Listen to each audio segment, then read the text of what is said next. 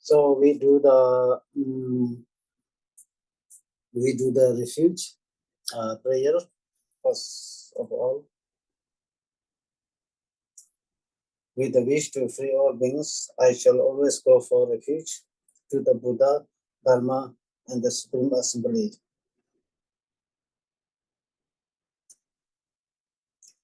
Namo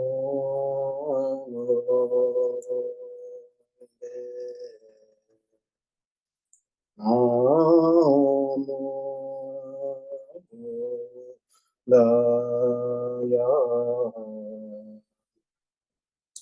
Namo Dhamaya.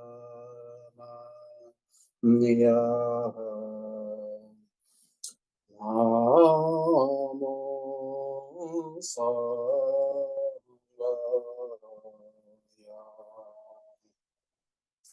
Namo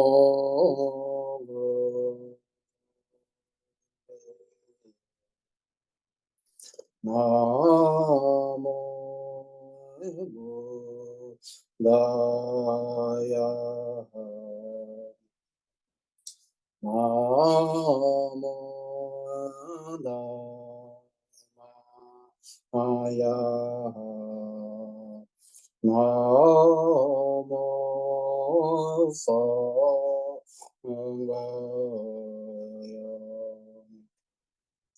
Namo Namo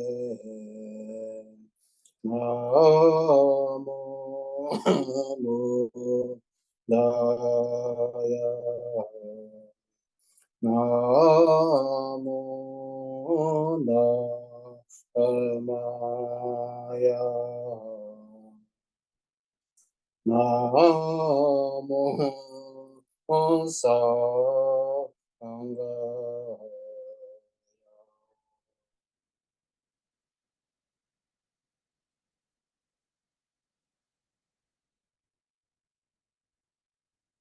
Then we do the Mahayana refuge and generating the mind of enlightenment. Sangye Choda Tsoye Chonama Chanjo Bado Nani Jaso Che Tagi Jinso Oyebe Asona Je Dola Pinje Sangye Dola Aisho.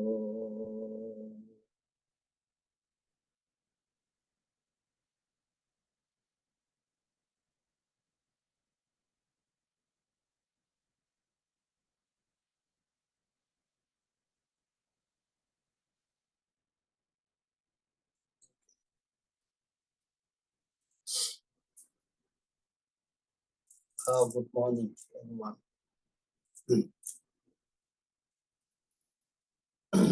So today,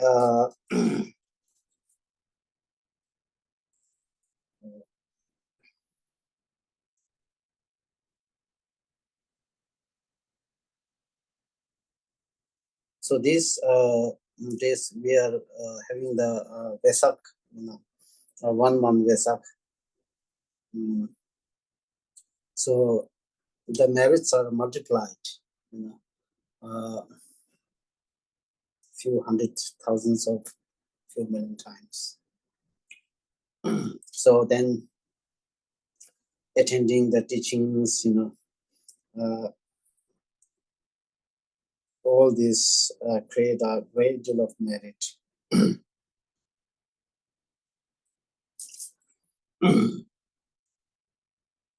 So today we will continue with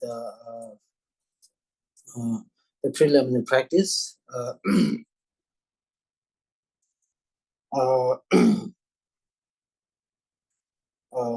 Of the 6th preliminary practice, we have last week we have discussed the first one, which is cleansing one's place of meditation and arranging the the images or arranging the or setting up the holy images or the pictures.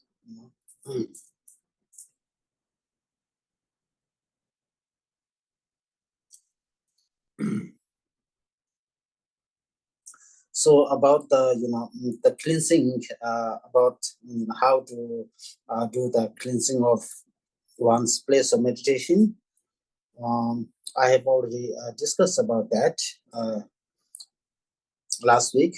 So now today I'm we are going to discuss about the how to set up the altar or how to set up the images, the statues.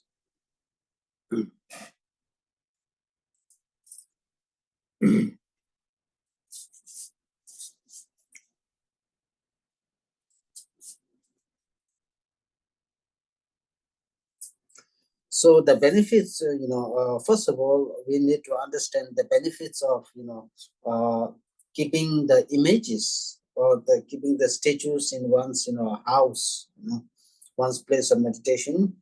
Mm, the benefit is, there are many benefits, those, but the primary benefits and the important benefits are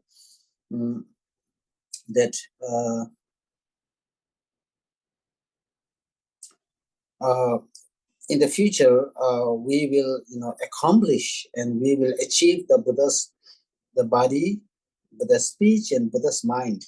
So we are going to achieve this in the future, right?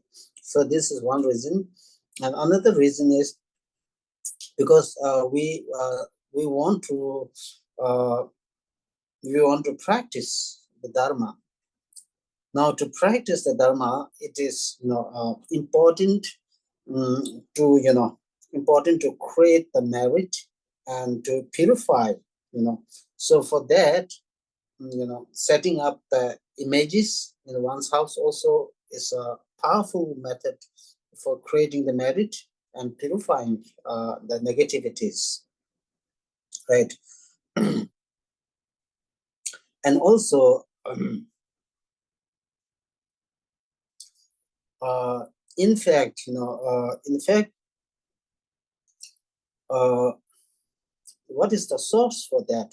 What really is the source? The source for that was during the time of Buddha.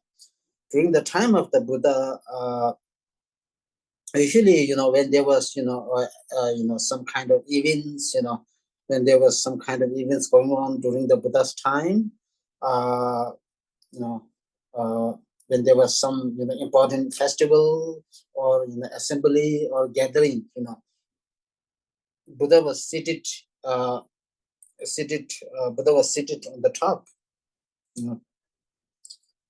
So one time, so Buddha didn't, make his presence in one of the event. So those his, the members of the Sangha, so they feel uncomfortable. So they went to seek the advice of the Buddha. What we should do. We feel uncomfortable. If you are not in the the head of all of us. If you are not seated in the head. So then Buddha said, yeah, it is okay to put the image, Buddha image, Buddha image in that, ceremony, in the ceremony or prayer ceremony.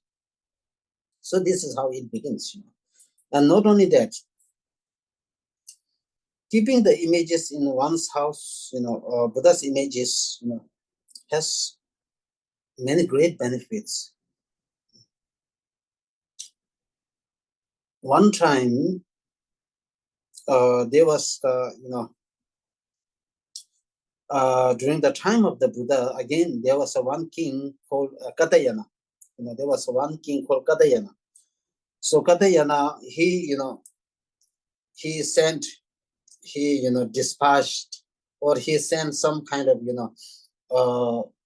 some kind of precious, precious jewel, some kind of precious stone, which is so priceless and highly valuable to his another king friend by the name of King Bimbisara.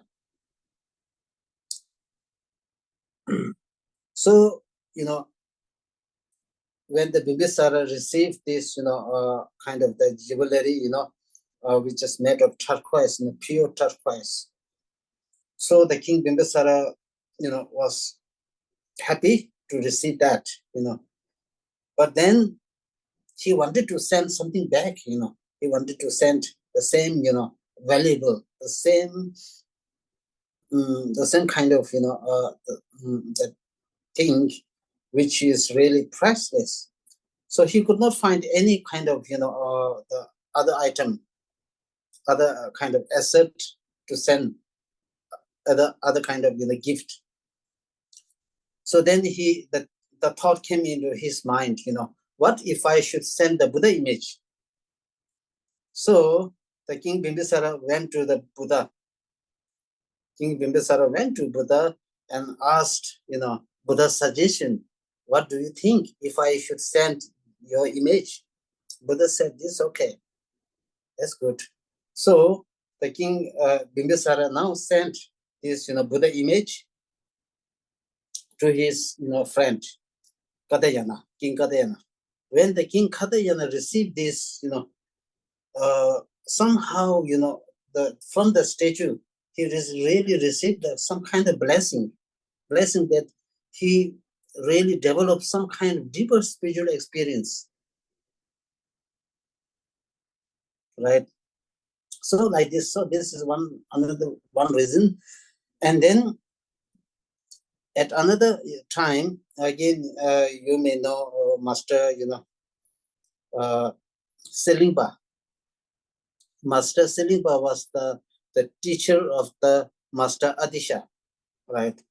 So Master Selingpa was, he was, he was the king, or some kind of, he was born into a rich family, Master, Selingpa, because he was born into the place called the Golden Island. The place where he was born was called Golden Island. So, one time he just went to, in the forest, and then, try to explore many things, in the forest, in the caves, At one in the cave, he bought some kind of, statue, but he found one statue, Buddha statue, and then this Buddha statue, then he really worshipped, he really prayed to this Buddha statue. In the meanwhile, the country, his place, his whole town is really flourished well. Things begin to improve, things begin to really progress well because of his, devotion to that Buddha statue. Right? So this is, like this. So there are many great benefits, having the, Buddha, Buddha's, statue in one's, house or one's home. Then, so that means, we need in our house, in one's house, what we need is, we need the statue, Buddha statue. We need the Dharma text, okay, Dharma text, and then we need the stupa. We need the three things, So, so Buddha statue,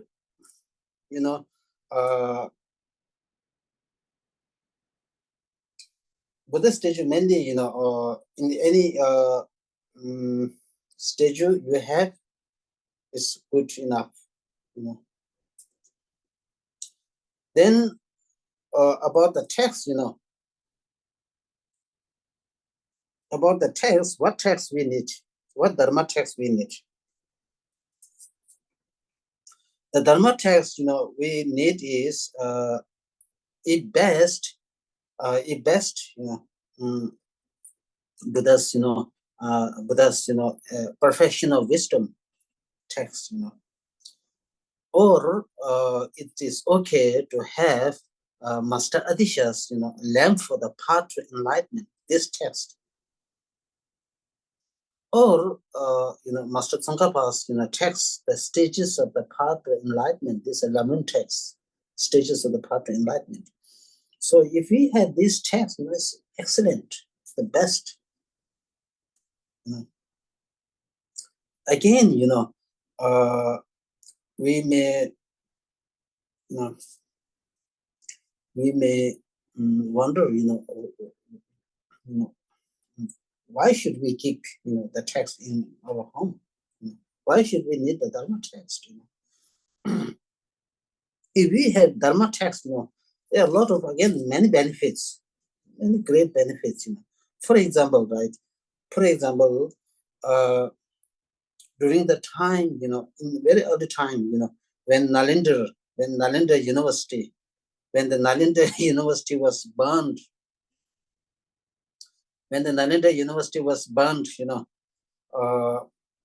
burned by fire, what happened is there some text, some text. From some text, the water came. Not able to burn this text. The water came, so, these texts are well saved from being damaged. So therefore, sometimes what really happens is, if you really develop the devotion to the text, because of your devotion to the text, because of your faith to the text, sometimes miraculously the blessing come into your mind. The blessing will, you get the blessing from these, the syllables, from the lines, from the, the lines, from the, from the contents, of the text. You will receive the blessing. When you receive the blessing, then, something miraculous thing happen. Your understanding of Dharma and your practice goes perfectly well because of having received the, the blessing from the text. So sometimes this happens.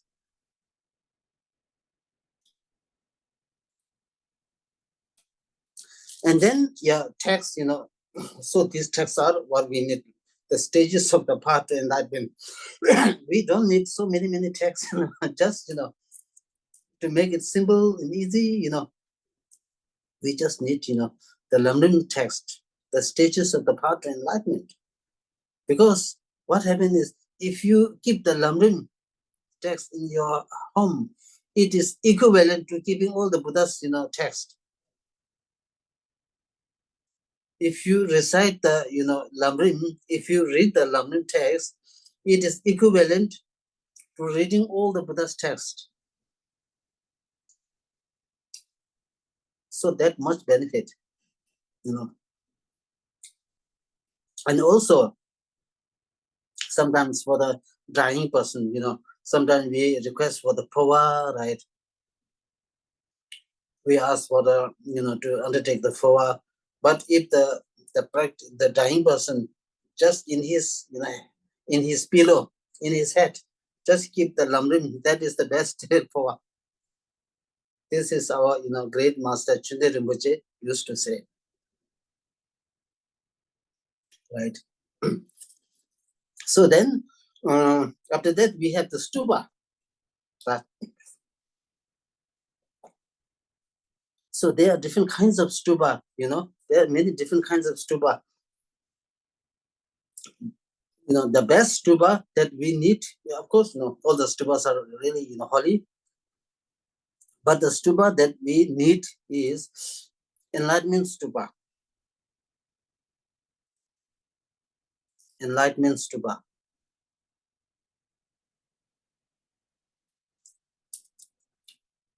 So this, enlightenment stupa is what we need. If we do not have enlightenment stupa, then what we do need is, other stupa like, Kadamba stupa, Kadam stupa. There's one stupa like the bell, bell, the shape like a bell, something like this, bell. It is the shape like that of the bell, Kadam Stupa. If you do not have that, Kadam Stupa, then you use Saza, Saza, the clay, the clay kind of statue. This one, Saza. So, right. So to be honest, if you really want to keep it simple, some people, really want to maintain the simplicity. Some people want to maintain the simple things, simple, they, for example, like, if you go to the Zen temple, in the Zen temple, if you go to visit the Zen temple, you will not see much things, inside. What you will do see is, some Buddha statue. That's it. See, just Buddha temple and everything empty. Right? So like this, so for the simple, for some person, want to maintain the simplicity of the things, they don't want so many things, just want to keep it simple. For such a person, the least, thing that the person need is Shakyamuni statue, Buddha Shakyamuni statue, lumbering text, Kadamba's, enlightenment stupa, 3 things. That's it.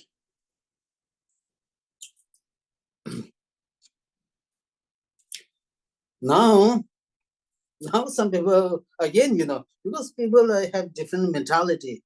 People have different way of thinking, different mentality, different interest, Now, again, there are some person who really wants many things, are not satisfied with just, a few things. They want more things.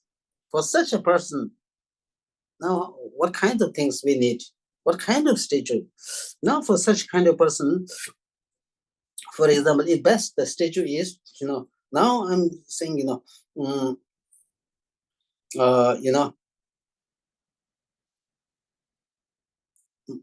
Shakyamuni Buddha, right? Now you have the 3 level, right? You have the many levels, many shelves, many shelves. You have the different kinds of shelves. Now, if you can afford, on the first level, on the first shelf, Shakyamuni Buddha in the middle, then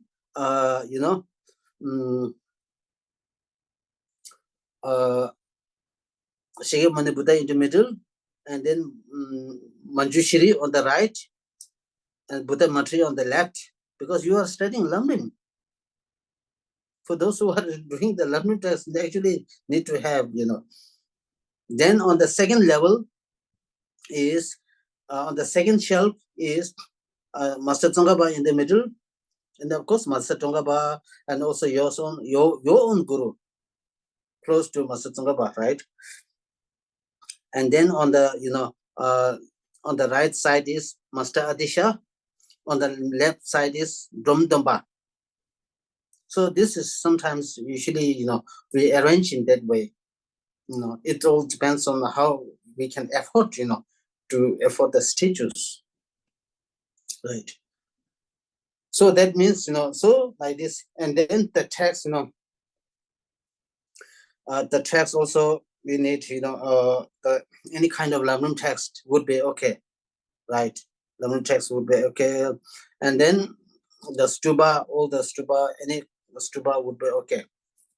Now here, when we arrange the the altar, when we set up the altar, in the center, right here, center, in the center is, for example, Shakyamuni Buddha and one's own guru, your guru, right? Shakyamuni Buddha, then you put your your guru, and then on the left side is the text, Dharma text. On the right side is on the stupa. Yeah, this is the the stupa. That's very good. You can see this is enlightenment stupa. This is enlightenment stupa, because if you have this what really makes is, in the future, because this stupa symbolize the stages of the path to enlightenment. So your mind is also that, gradually and slowly that there's auspicious that your mind will be moistened by bodhicitta, bodhidharma, right? So that really makes the, different.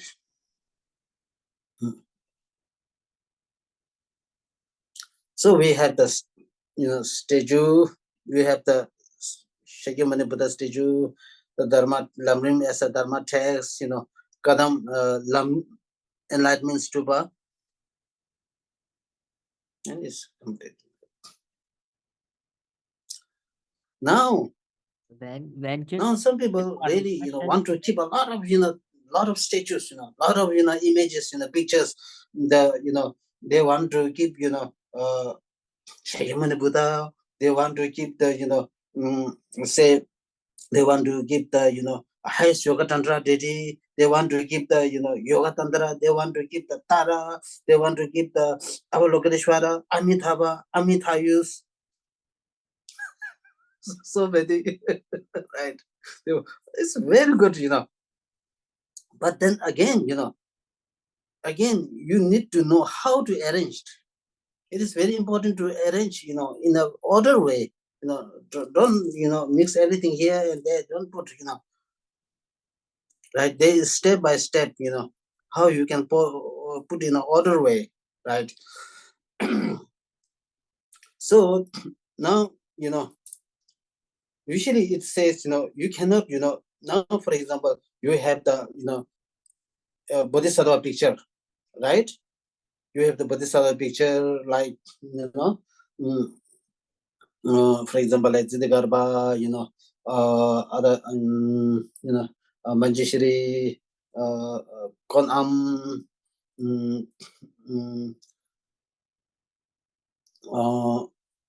Samandar Bhadra, there are many, Bodhisattvas, right? And also you have, for example, like, highest Yoga Tantra deities, right? For example, like Siddhamanitara, yeah, right? Siddhamanitara is the highest Yoga deity, right? So you cannot put all this together. You cannot put the Dharma protector, highest Yoga Tantra deity, Action Tantra deity, all this together on the one, thing. You cannot do that.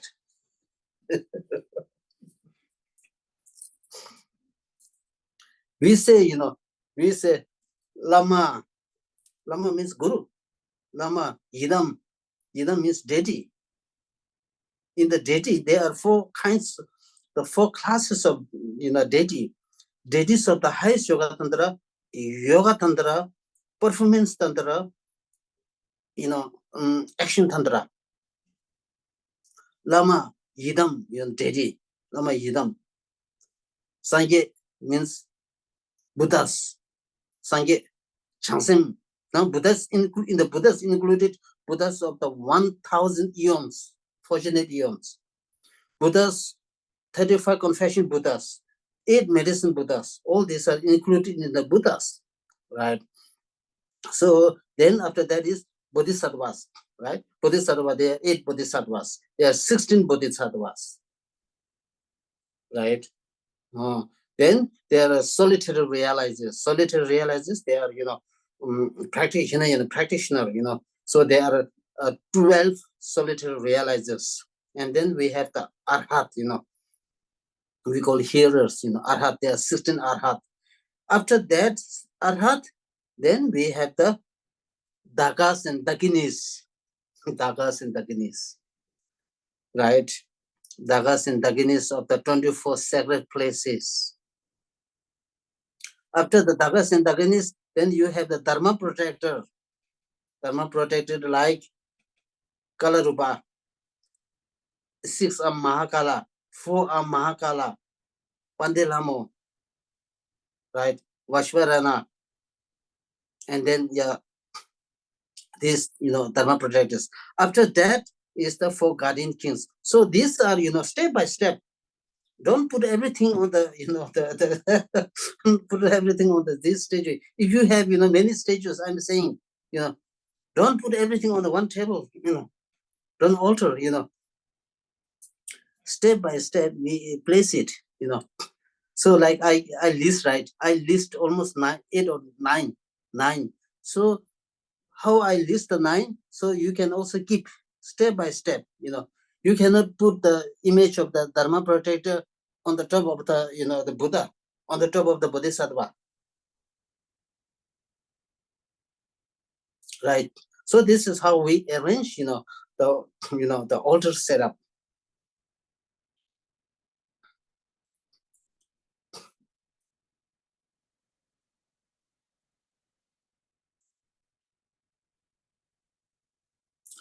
In this way, we really get great deal of blessing.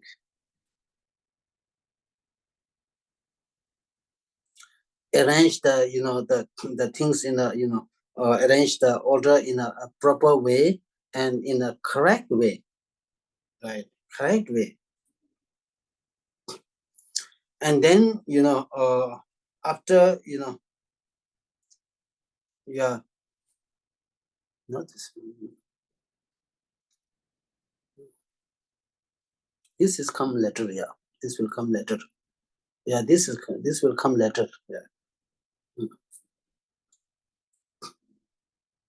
Yeah.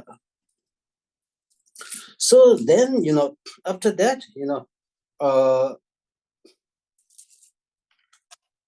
what really happened is we invited the, for example, we have the many Buddha statues, right? Buddha statues. When we have the Buddha statues, we don't think that these are just statues. We don't think that these are just a statue. It is very important to think that these statues are wisdom Buddha. It is very important. It's very important because, of course, when you see the Buddha statue as a Buddha, we receive the blessing. But if we really do see that these are real Buddhas,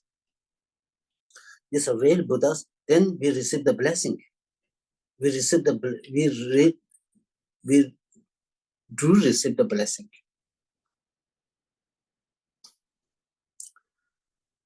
Because when we do receive the blessing, then spiritual experience will grow. Spiritual experience will flourish in our mind, in our heart. Because we see that this is not just simply a statue, but it is rather a wisdom Buddha. So when you think that the statues, the pictures are wisdom Buddha, actually the wisdom Buddha enter into the, these statues. Wisdom Buddha enter into these statues. So then sometimes you see, sometimes if you look into the statue, what happened? You see the Buddhas, really magnificent. You will see the Buddha statue sometimes really magnificent, really glorious. When you see the Buddha statue as something magnificent, you really, want to see more and more. You develop the faith and devotion. So this is how it works.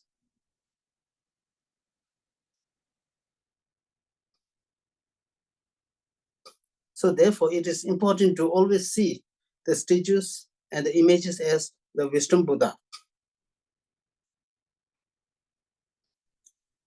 Right?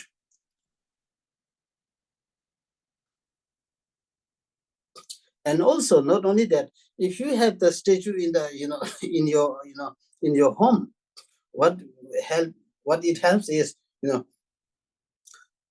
whether we do the good thing or bad thing, the statues in your home become your eyewitness. It is an eyewitness, so that we will come to understand that in my house is a Buddha. I should develop faith. I should develop devotion. When we develop the devotion and faith, then again, it helps us to refrain from engaging in negative actions, because we are all the time mindful that in my home is a Buddha. So this really helps benefit,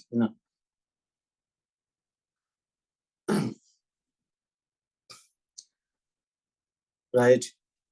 So this is how we arrange, on your table, arrange the, Buddha's uh, the representative of the body, speech, and mind. We keep in our home, right? The more we keep the images, the more the Dharma text we have in our home, the more the stupa, the greater is the blessing. The spirit will not dare to come. Sometimes we talk about, in my home, there is this, some kind of, I feel, this and that, some kind of spirit. If we have these things in our home, these are holy, images, the holy, items in your home. There's, not let alone, this spirit coming in one home, in one's home, even they run away, even they receive the blessing and they run away. So that is the power of, having, the images, the text, Dharma text, and then, this, the stupas. These really have the power, and it also attracts the positive energy in one's home. It do attracts the positive energy, right? So this is number first, so the first preliminary, cleansing and arranging the the images. So images, the holy objects on the altar. So we have done the first preliminary, right? Now the second preliminary. So now we are discussing about the second preliminary practice. The second preliminary practice is, uh,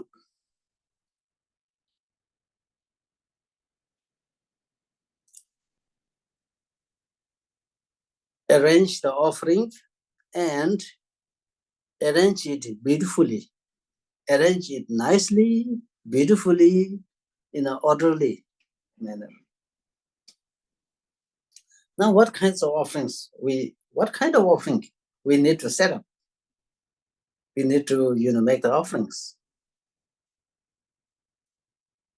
Now, when we talk about the offering, so again, the benefit of making offering is, if you make the offering, it helps us to do the better visualization, right? It also helps us to create, create the more greater merit. It also helps to delight the Buddhas and Bodhisattvas. So there are many benefits, right? Now, the offering that we need to set up is now mainly water bowl offering, right? Water. We can make the water bowl offering. We can do the, the flower offering. We can do the incense offering. We can do the badalim offering. We can do the, the fragrance offering. Fragrance. We can do the food offering. We can do the, five senses, the object of five senses. We can also make the, eight royalties, offering. We can also do the eight auspicious symbols, eight auspicious substances. We can also put the mandala offering. There we can do all the, if you have very new, jewelry, new ornaments, put on the offering. New but not the old one, okay? The new one. If you have some very precious things, that also the grain, grain, you can also offer. What kind of grain we have, barley. So make an extensive offering. So then, when we make the offering, first, what about, right? What about, when we make the offering, we, start from your right side, your left side. We begin making the offering, right? On a vertical, right? When we make the offering, you do it from your left side, not right side. You do it from left side, right? On the left side, we begin from the 1, 2, 3, 4, 5, 6, 7. 7, one row, right? Offering. So first it's very important to make the water bowl offering. When we train when we, study, when we, make the practice of the lamrim, it is very important to make the water bowl offering. Because water, what is the property of the water? Water is, because, we take the shower. Why do we take the shower? We take the shower to cleanse our body, cleanse or purify our body, cleanse our body. Similarly, the water has the property to cleanse. So the water has the property to cleanse our negativities, to purify. So water has the property of purification. Number 2 is, water is, the property of the water is liquidity, fluidity, right? So our heart is sometimes dry, our mind is sometimes dry. So we need to moisten. Our mind is dry. Our mind is dried with some kind of, what we call as sometimes self-cherishing thought. Dry with the self-cherishing thought. So we need to moisten our heart and mind with the water of cherishing other. So therefore, water has the property to moisten your heart with bodhidharma. Number 2. Number 3 is, water is the property of the reflexive. In a clear water, in a very clear water, for example, the moon, we will see the reflection of the moon in the clear water. So that means water has the property of the, property of the illusion.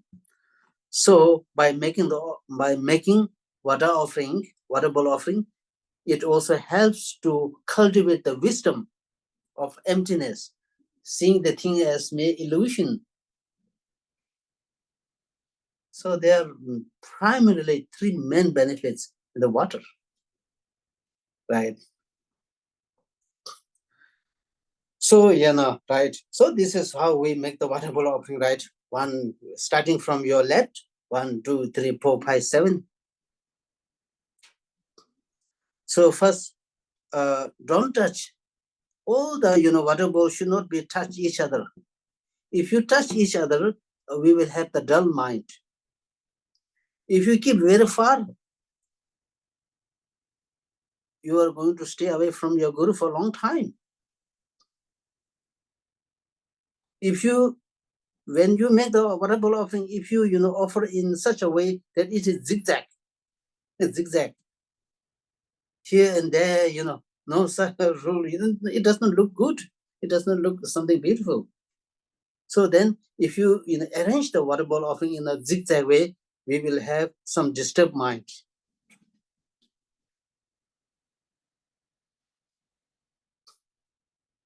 Right? Disturbed mind. So therefore, we need to arrange, in a way, you leave the space, with the one grain, one rice or grain. In each of the 7 water bowl offering, you put the one grain space. If you do that, if you really do that, you will have such a 8 great benefits you will receive, because we are making the water bowl offering with 8 qualities. The water which has the 8 qualities. So you will have 8 benefits, 8 different benefits.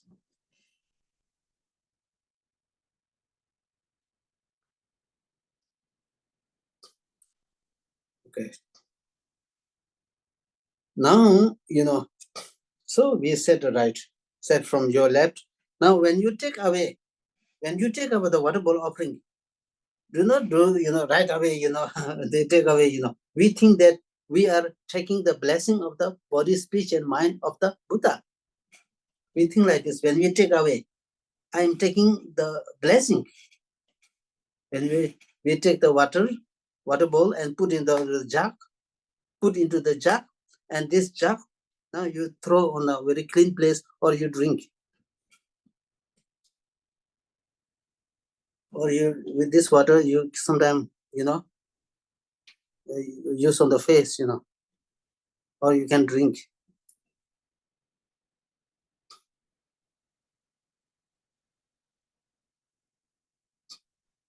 Like this. And not only that, when we also offer the water to the Buddhas and Bodhisattvas, we think that I am offering the nectar to the Buddha. I'm offering the nectar to all the Buddhas and Bodhisattvas. But that's again is something really important.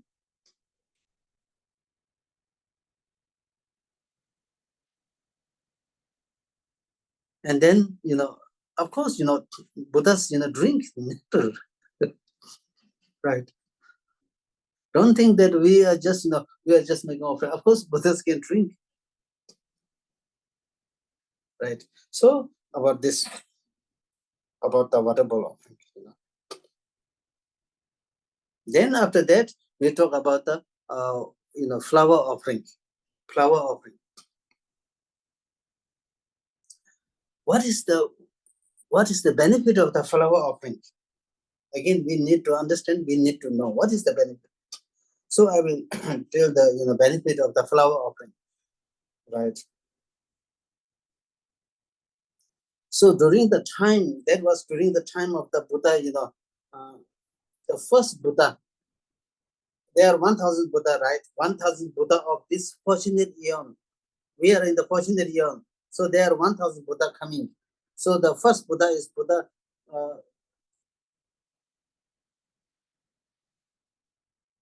Purvajik, Sangi Purvajik. Kraku Chanda. I'm not sure, exact name. Kraku Chandra, the first Buddha. So during that Buddha's time, during his time, there was one king called, Zeba. It's called beautiful or handsome. There was one king called handsome, Zeba. So this, so he really he he hosted one celebration called making offering to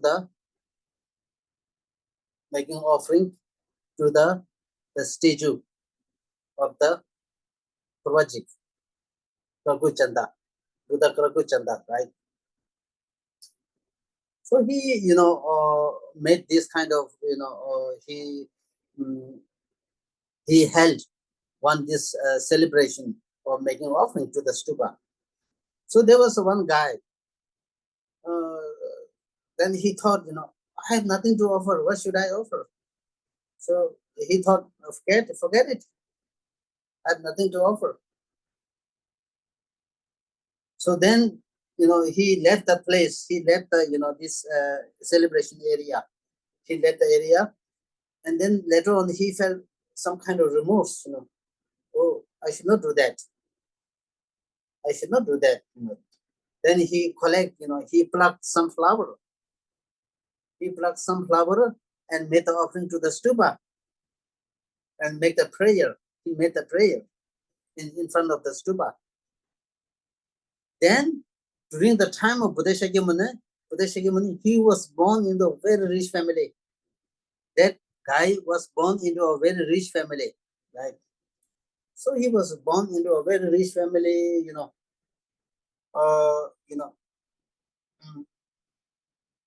he is such a, very, attractive, figure. His attractive was, become very popular in that place. He become very, popular in this place for being very attractive in that place. So then after a while, so Buddha visited that area. When the Buddha visited that area, the moment he saw the Buddha, he developed the spiritual experience. He achieved the spiritual path. He cultivated the spiritual path. The moment he saw the Buddha. So that is the benefit. Because as a result of offering the flower, he has very attractive body. And then because he prayed that may I be able to see the Buddha and cultivate the spiritual path. Because of this, during the Shakyamuni's time, when he saw the Buddha Shakyamuni, he cultivated the spiritual experience right away. So that is the benefit of offering flower.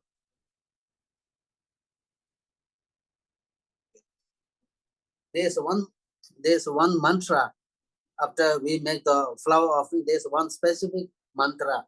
We will, talk later. This, okay. Yeah.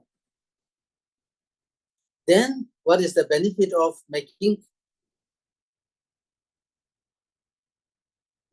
what? Making incense. Incense. Again, the source. What are the benefits? I will tell again the story. Which all goes back to around the time of Buddha aspiration. There's one Buddha called Buddha aspiration. So there was one guy again.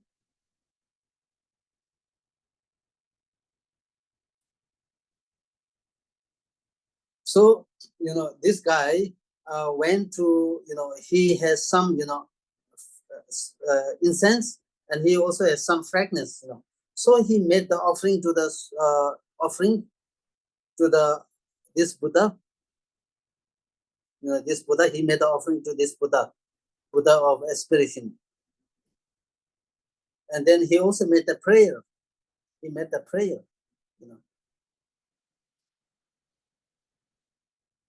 This guy made the offering to the Buddha and his all the disciples, retinue. All the retinue. So then, he also then made the prayer. Then as a result, again, during the time of Buddha Shakyamuni, he was again born into a very rich family. He was born into a very rich family. And what really happened was, from his body, there's the sandalwood coming, sandalwood. From his body emits the sandalwood, from his mouth, emits the, lotus, smell, lotus flower smell. This is not something used by perfume, no perfume involved, natural. He was really, born into a rich family, and he is also very devotional. He's also very devotional. So one time, he put all the ornaments, he put all the, fancy, clothes. He put all the jewelry. He put all the ornaments around his neck, and then went to another town. When he visited the another town, the whole town is pervaded with the sandalwood. All the people are amazed. How fortunate this guy is, that person is. How come you have such a very, nice smell, like sandalwood smell? Then after a while, he stayed in that town and he meet with the Buddha. When he meet with the Buddha, again he developed the spiritual path. Then Buddha, people say, people ask Buddha why this happened. Then Buddha say, because he has such a fragrance from his body, and also the smell of the lotus smell. This is because he made a flower offering. He was able to cultivate the spiritual path because he made a very good prayer. So this is the result of making the incense offering. There are many benefits. Okay, so this is about the benefits of making the incense offering. Now the benefits of making the butter lamp. Butter lamp, right? Butter lamp offering. So again, that was during the time of Buddha Shakyamuni. Okay, that was during the time of Buddha Shakyamuni. So there was one king. So there was one king. His name was King Bimbisara.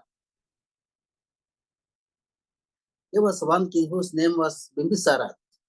So the Bimbisara has few wives, few queens, of course, queens. So King Bimbisara always used to visit the Buddha 3 times a day. Every day he used to go to Buddha's place, meet with the Buddha 3 times a day. Right. So so this happened for quite a while. Then the next was coming spring. The next season was coming the spring. So the king Bimbisara and all the queens decided to go to the garden. They decided to go to the garden to have the rest, to have the good rest. So they visited the garden, they all visited the garden. Then some of the queen told to the king that we spend enough time in the garden, so we are not able to meet the Buddha. We are not able to see the Buddha.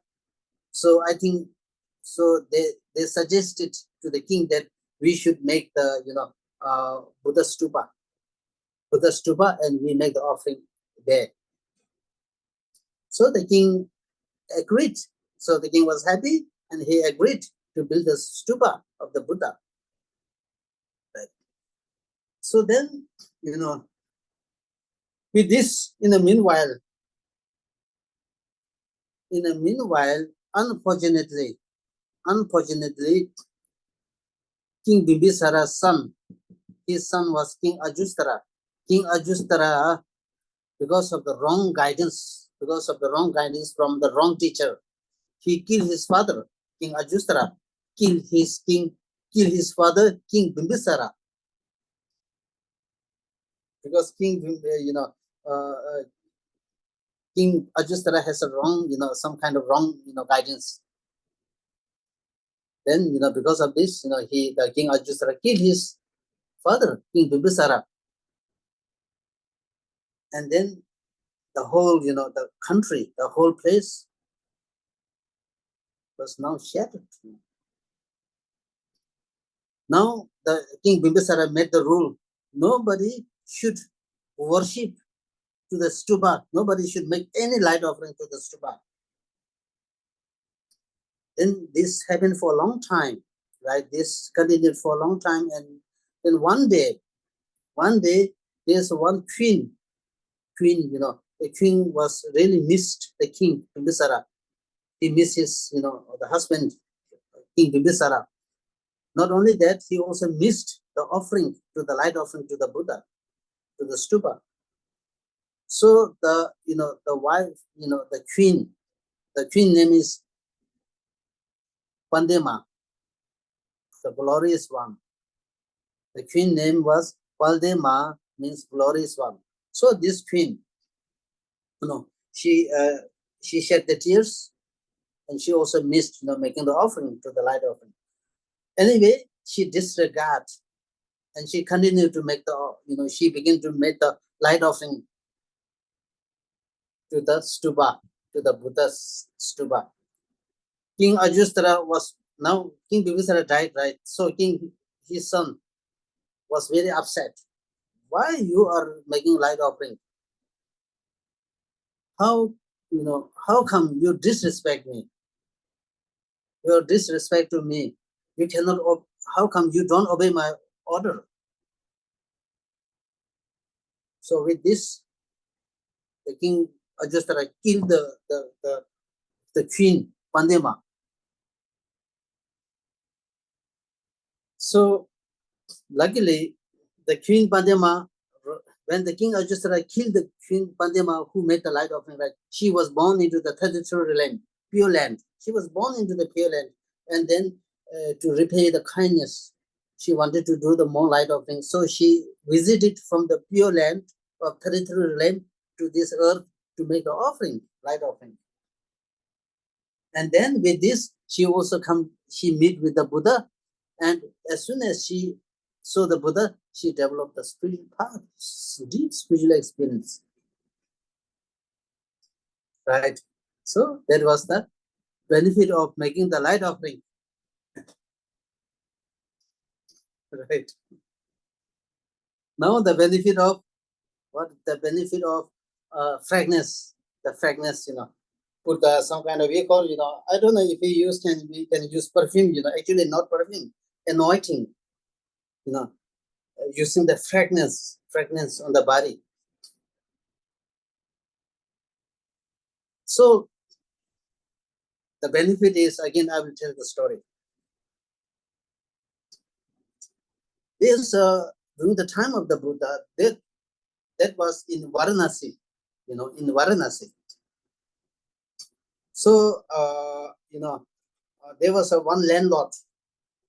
The landlord was, very, how to say, the landlord, the terrible landlord, and also very merciless.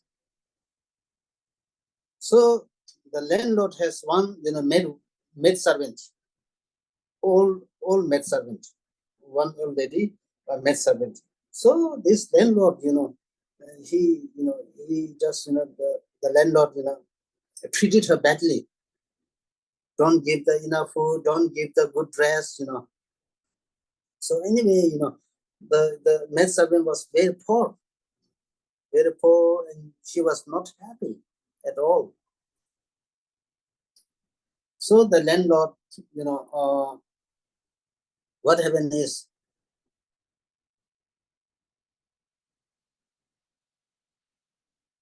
then what happened is, she thought, this, maid servant, she thought, now, what is the point of staying? What is the point of my staying? Because I'm not getting enough, sleep. I'm not getting enough food. I have to work, very hard.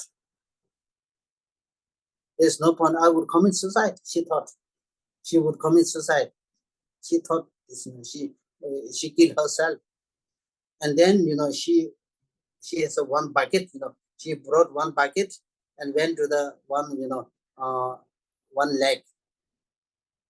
And then on the one leg, she was, she was crying bitterly. She was crying very loudly. When she was crying very loudly, there's one monk coming by, Kadayana. His name was Kadayana. The monk name was Kadayana.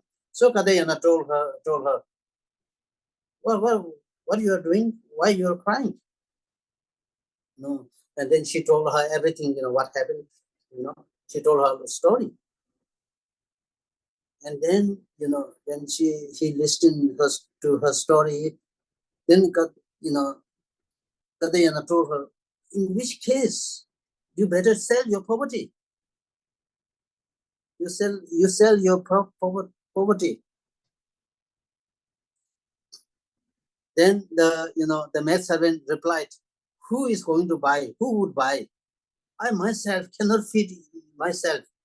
I have not enough food. I have not enough dress. And you are talking about selling this, my poverty. Who would buy my poverty? Then Kadayana thought, the monk thought, I see. Now you do this. So Kadayana has a bowl, offering bowl, his offering or begging bowl. So Kadayana give to the old lady, maid servant. Now you fill it with water. You fill this bowl with water and give to me. So the old lady, the maid servant, fill the water, and then he she give to Kadayana as teaching some kind of dedication prayer. So then with this, then the monk told her, do you have any place to stay? I had no place to stay, wherever I, get ended up, I just sleep in the street and here and there. In which case, now what you need to do is, I will tell you something. What you need to do is you return back to your home, return back to your landlord's house, and you secretly, go to the landlord's house and then sleep in one of the corner of the house. And then when you sleep, you remember the Buddha. Then Kadayana, this monk, teach her what to do, right? So the old lady, secretly, went inside the landlord's house, and then, she slept. She slept, she slept. The next morning, the wife of the landlord came. The wife of the landlord came in the house. Oh my goodness. What she saw was the maid servant was dead. She died. The maid servant was died. So the thing is that when the maid servant died, what happened is because she, remembered the Buddha, so she went to the, she took the birth in the Pure Land. She took the birth in the, the god, as a goddess. She took the birth as a one goddess. So, goddess. And then, the wife, the landlord's wife, when she saw the dead body, what she did was, she put the one rope, tied on the feet, and drag her up to the funeral ground, funeral site, and then they cremated. The god, she was already taking the birth as a god. She saw everything what's going on. So she and her 500 goddesses come to on the earth and visited the funeral site, and then they all did the prayer for the ash.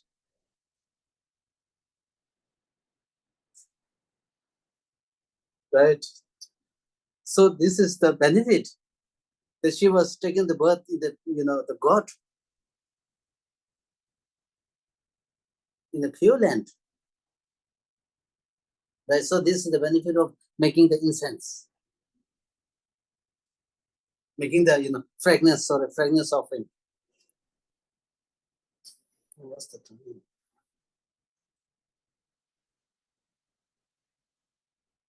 Then finally we have the benefit of making food offering.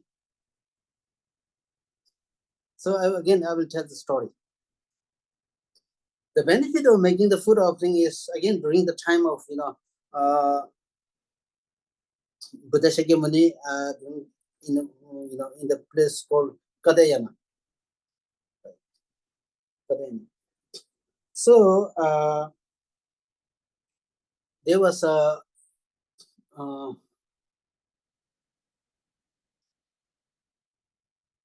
a one lady.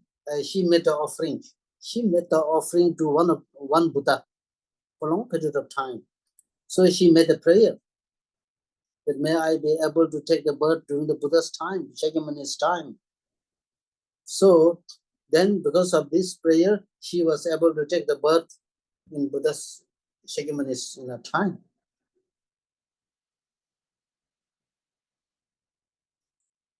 So then she was born into a very rich family, rich householder.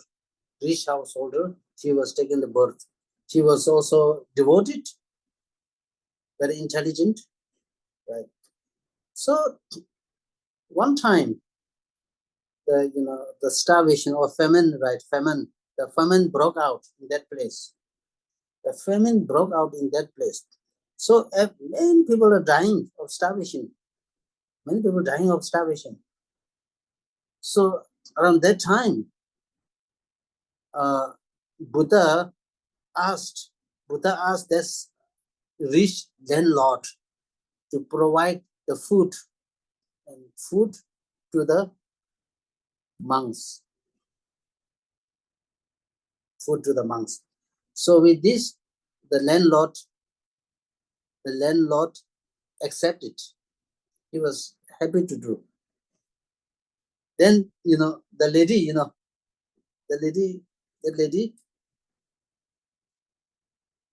she was born into that, of course, the lady born into that, landlord's family, right? Landlord family.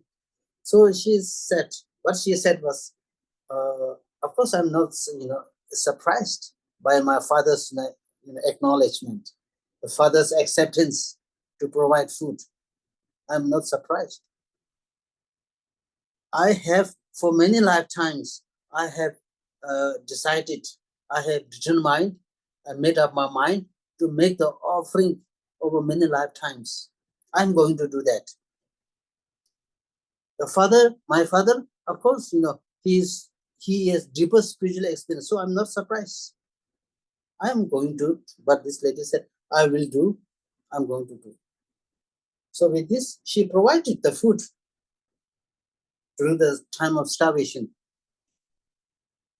Right. So this, not only that, one day the Buddha was traveling in the forest.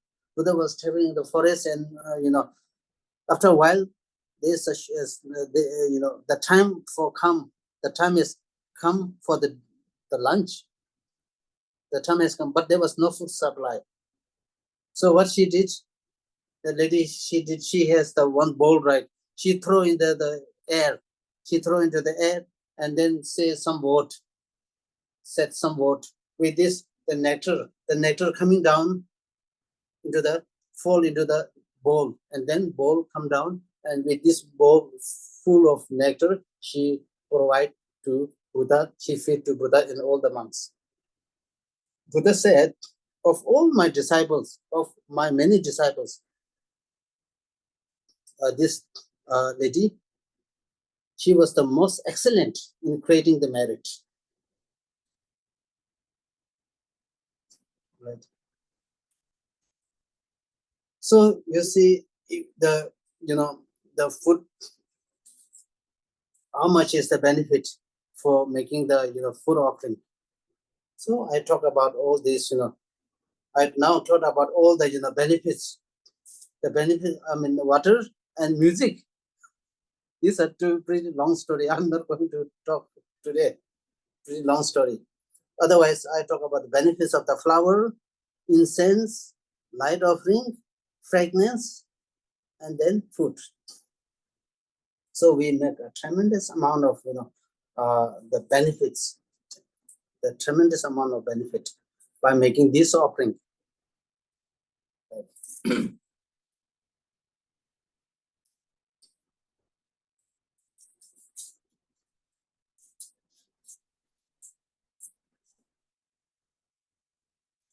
Then with this, if you after you make the offering, what we need to do is just don't leave it there.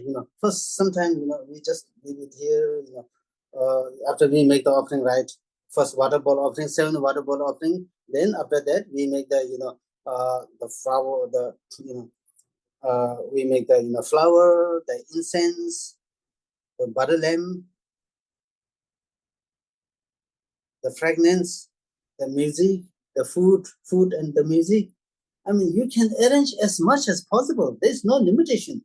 Nobody has limited that you don't make this offering and don't make this, there's no limitation. As much as you can. There's no limitation. So with this, after once you arrange everything on the make the offering, then don't just sit there. What we need to do is after we make the offering, we say Om Ahum. We need to say this Om Ahum. After that, we need to recite the cloud offering mantra. Because if we recite the cloud offering mantra, and then it says, even Buddha, because this mantra is blessed by Buddhas, blessed by the Buddha. This mantra is blessed by the Buddha. Even the offering rain in the presence of the Buddha. It's pure land. So we have to do this Oma, Oma, Oma, and then we bless the cloud offering mantra. We recite this. So then it will be very good, perfect, offering. We made the perfect. So this is how we made the offering.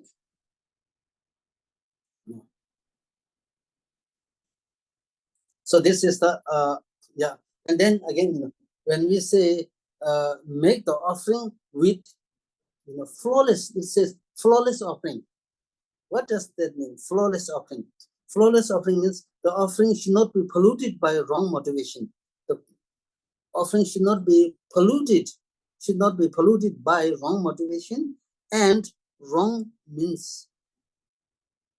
Wrong means, because if you make the offering through wrong means, there's no way to delight the enlightened beings and bodhisattvas. So the offering that we obtain should be with pure motivation and should be something right way of obtaining the offering.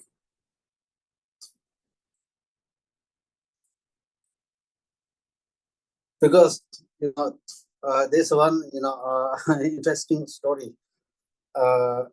Begunje, the great master, Kadamba master by the name of Gishi Begunje.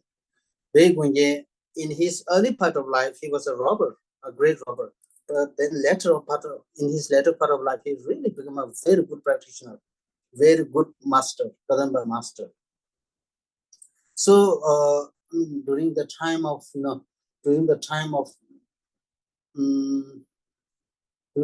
11th century, right? So he was, this Kadam Bengunje was making offering to the Jews. He was making offering. So he arranged, this offering in such a way, so nicely and so in an elaborate way, in something, in a very nice way, in a very grand way, in a very beautiful way. After that, after he done all these things, he made a very beautiful, impressive offering. Then he sit down, and then he was thinking, he was checking his motivation, why he made this offering. Then when he checked his motivation, what is the purpose of making offering? Then he learned that he made this offering simply to impress his benefactor, to make the benefactor something delighted. At this he thought his motivation is totally wrong. With this, what he did is he grabbed a handful of the dust. He throw on the offering, his dustful handful of dust in front of the offering, and then he do like this. He he wrapped his this with his head, and then do like this.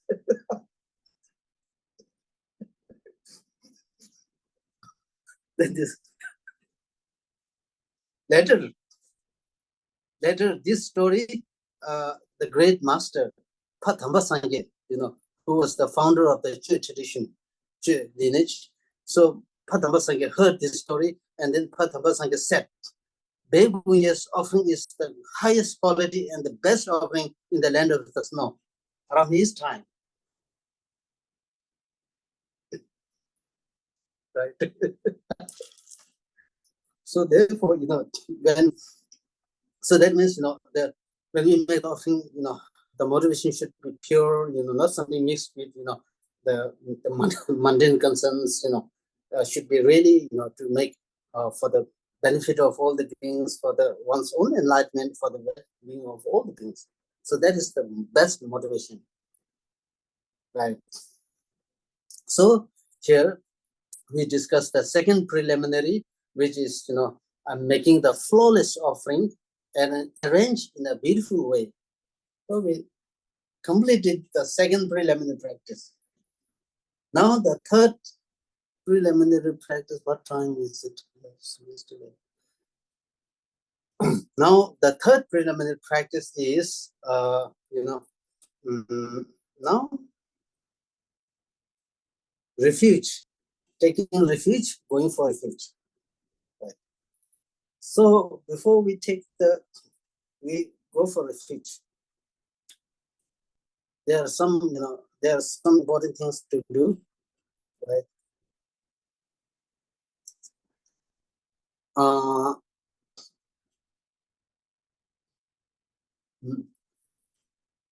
First, sitting position, breathing meditation, and then we do sitting position, breathing meditation, then motivation, and then taking refuge. So this now the one is more important than another, So I think I should talk about this the third preliminary the next time. If you have any question, the important question that that you think is not understood well, or some other important question. Okay, so today we have a questions. Van, can you hear me? Van, hello, Van, Van, do you hear me? We Yeah. have a question. We have a questions. Yes. Oh, Can you hear me? Can you hear me? you're not here. Right? I cannot hear what. Maybe I use.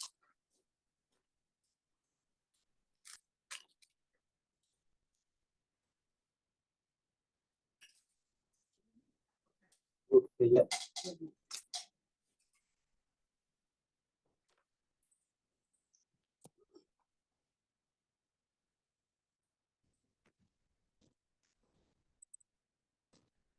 Yeah, I can.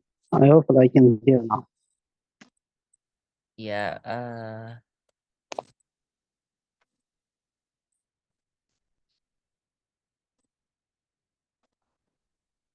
Okay. You can ask question. Uh, Well, you can hear me clearly, Van. yeah, I can hear now. Okay, so the Well, questions it include 2 points. The first point is when you make offering to the merit view, then what should you visualize when you offering to the merit fields? And the second point is uh, inside the enlightenment stupa, should we put anything in there, or it just like we put a mini stupa on the so do we need anything to put inside the stupa? Yeah, so that's the questions, 2 points. Yeah. So first, okay. Yeah, yeah, yeah, yeah, so, yeah. I got. Yeah, yeah. yeah. Uh, to the to, uh, magistrate. mm,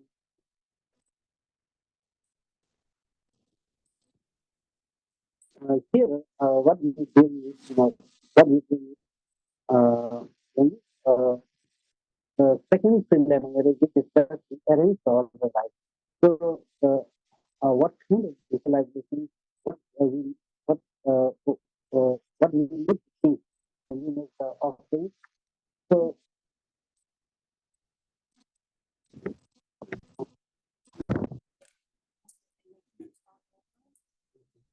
yeah,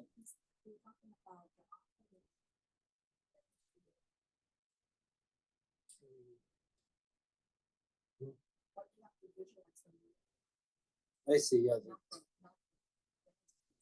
yeah, yeah. So, when we make the offering, that's good question. So we visualize, making the offering to all the all the beings, not only in one's own house, but we can expand our heart, to thinking that we are making offering to the entirety of the Buddhas. I'm making this offering, to achieve the enlightenment of myself for the sake of all the beings. So like this, there are many kind of visualization, especially even when we make the bowl offering, right? Now bowl offering, when we make the offering, in the bowl, there are 7 bowl, or when we make the water offering, we are just doing this. I'm doing this, water bowl offering for the sake of all the beings. Now, for example, when we, when we do this, right, water bowl offering, when we do this with the clean cloth, when we first, when we first, not to say, like this, we are cleansing, right? Cleansing inside, cleansing inside. Then we visualize that we are, purifying all our negative karma, all the obscurations of myself and all the beings. And then when we do this, we take all the qualities, of the Buddha, Dharma, and Sangha, the Guru, and all this. We are taking the qualities back into you. When you do this cleansing, then you give out, we release, we purify. So even the bowl, there are many ways for making offering. And then the flower and all these things, mainly, we are doing for the sake of all the living beings, all the sentient beings, because to make, to engage in the practice, you need to accumulate the merit, purify. So why we are doing this is for the enlightenment of oneself, for the benefit of others. So this kind of motivation is necessary, right? Necessary. And then again, the second question is also very good, Yeah, that's good point. When we have the image, Buddha image, or stupa, whatever, we never don't leave it empty inside. Empty inside. Of course, you pray to the statue, whatever statue we get benefit, blessing. But then at the same time, it is important to feel in the feel inside, because if you feel inside, then we then it is consecrated. When we feel the statues or stupas, stupas, the stupa become consecrated. When the stupas or statues become consecrated, then when we make the make the when we arrange or make a kind of prayer or offering, we get the blessing for having made the consecration. So therefore, consecrating, it's not only the statue or the stupa that we arrange. We need to have a blessed statue, blessed stupa to arrange and put on the altar, right? So when I say we need to have the blessed statue or stupa, that means this is well blessed, well consecrated to put whatever need to put inside. We cannot remain the statue empty, stupa empty inside. If there is some stupa, for example, stone, right? Stone, we cannot put inside. So it is difficult, right? So on the back side of the stupa, then you write Om Ah Hum, right? On the crown, Om, on the throat, and then at the heart we put the hum. You wrote some syllables like this. So this is equivalent to blessing and consecrating the stupa, right? So So another therefore, and and also if the also if the statue is stupa is blessed, then when the Bharata being right, not only when the Bharata being, their body is like indestructible body. Bharata being, their body is indestructible. They can go anywhere. They can go everywhere, even the metal, even the wall, whatever the thick material it is, they can go through. But only Bodh Gaya and those blessed objects, the consecrated object, then Bharata being cannot enter. They get stuck. So this benefit also so one more questions, right? Van. One more questions. Yeah. Yeah, so it's related to stupa also.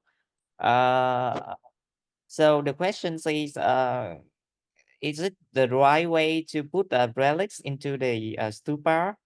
And also instead of the lambrim, she put the Dharani Suja on the enter instead of the lambrim. Is it okay? The stupa?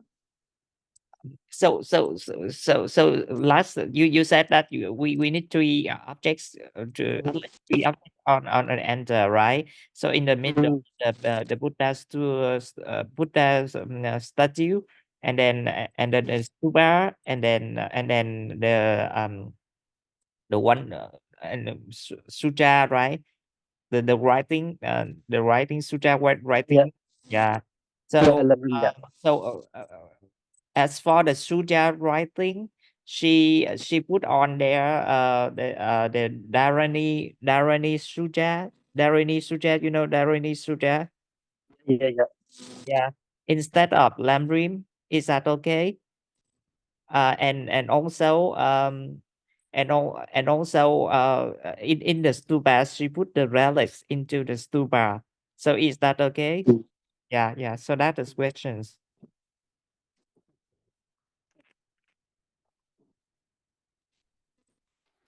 So again, usually, when we talk about, for example, we talk about, inserting, inserting some items in the stupa or statues, it's almost, a slightly different way. Otherwise, you need to, you know, actually the best way to put inside is, inside the stupa, is, first one need to bless. One need to bless the, what goes inside, what goes inside the stupa, what goes inside the statues, First, we need to bless, the mantra. Uh, Bless the mantra, bless the dharani, whatever the relics, There are a few things, that should go inside the stupa or the statues. Uh, after that, then once do bless the items, which should go inside the stupa. After that, then we cover the we cover the stupa or statue. After that, we bless. Otherwise, something which is not blessed, something which is not uh, blessed through ritual, those things which go inside the statues and stupas, before we put into stupa and statue, we need to bless through ritual. There's a kind of ritual, which involves blessing, the mantra, the relic, whatever. Once done the ritual well, then you put.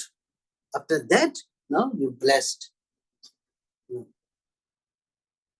So usually this is done, Usually this is done, I mean, more experience, mean, those who is knowledgeable, is the monk, who can do, is not, usually, it requires, somebody to have undertaken the retreat, to do all these things.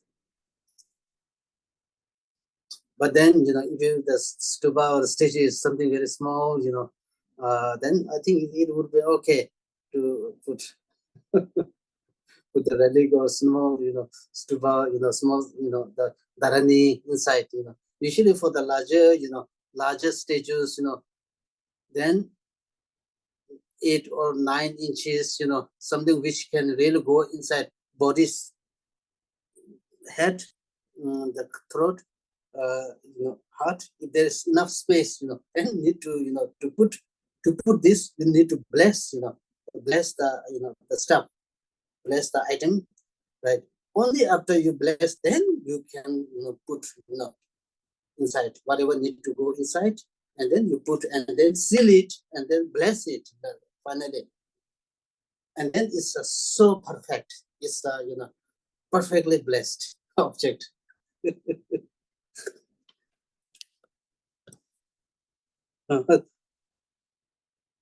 Right. So that's the question, right? So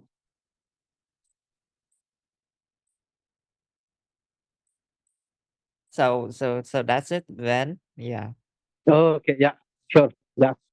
So with this, yeah, I think we have reached the time. So we will do the dedication prayer, to dedicate all our merit for the flourishing of the Buddha's teaching, and that we are all guided by the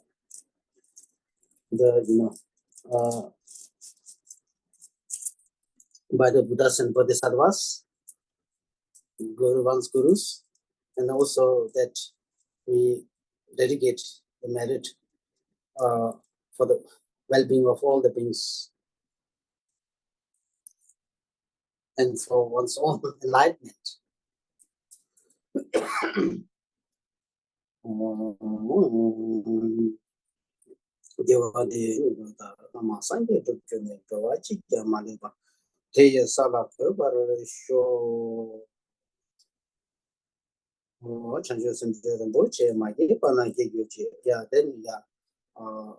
Generating the mind of enlightenment, wishing all the beings to generate the mind of enlightenment. Chanjo Sanjo and Boje, Magepana Yuji, Kawanya, Bamapaya, Panapon, the Kavar show. Wishing that, generating the wisdom, Yanda Tower and Boche, Magepana Yuji, Kawanya, Bamapaya, Panapon, the Kavar show.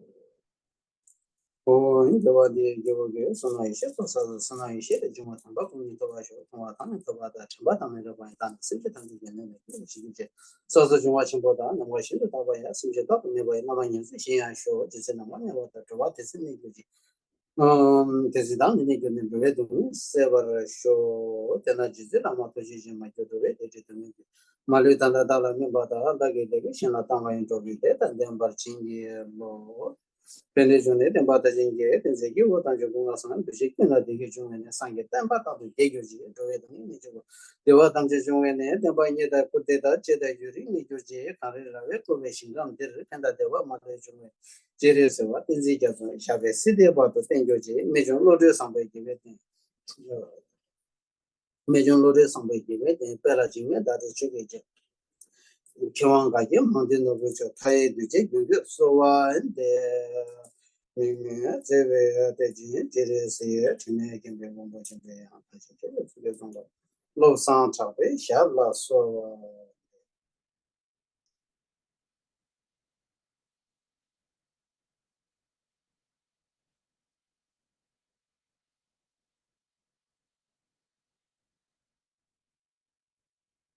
okay. Thank you everyone for joining the learning class. Yeah. Thank Thank you. you, Messi. Cảm ơn mọi người ở trong Đàm Nghe Pháp hôm nay, hẹn gặp lại Yeah. Sao? gặp lại mọi người về Cảm ơn thầy. Cảm ơn Keno, cảm ơn ban tổ chức, cảm ơn cô Hiền, cảm ơn cả nhà tham gia. Cảm ơn thầy. Hôm nay Tu. mời cảm ơn thầy Tâm.